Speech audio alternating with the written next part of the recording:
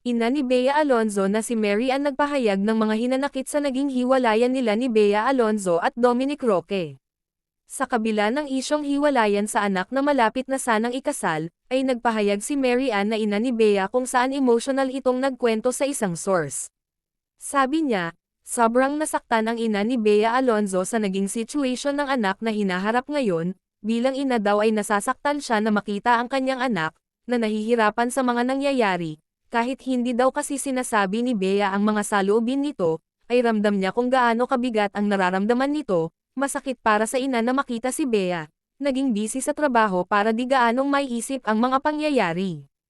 Alam ko bilang ina, kung ano ang nararamdaman ng aking anak, alam ko kung gaano kasakit para sa kanya ang mga pangyayari, lalong-lalo na alam ko kung gaano siya ka-excited at kamahal si Dominic, pero kailangang tanggapin ang mga pangyayari, sobrang sakit, kasi isa ito sa mga pangarap niya, na biglang napako, nang hindi inaasahan.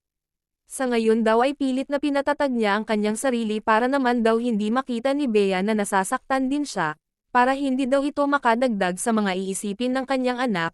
Kino-comfort ko siya, talaga, pero pagramdam ko na hindi ko na kaya na parang babagsak na yung luha ko ay lumalabas ako at nagpapahangin para hindi niya mahalata.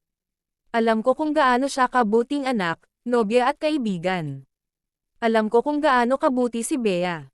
Samantala nagbigay din ng mensahe si Mary Ann kay Dominic, sabi niya, hindi naman ako galit sa'yo, ang sa akin lang ay dapat pinag-usapan muna ninyo ang inyong problema, at sana nagsabi ka ng totoo sa anak ko, hindi sana ito lumala ng ganito, lahat naman kasi napag-usapan.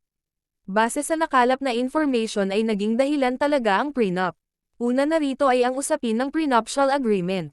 Ang prenuptial agreement, o marriage settlement, sa ilalim ng Family Code of the Philippines Section 1 Article 75, ay isang written and signed contract sa pagitan ng future spouses.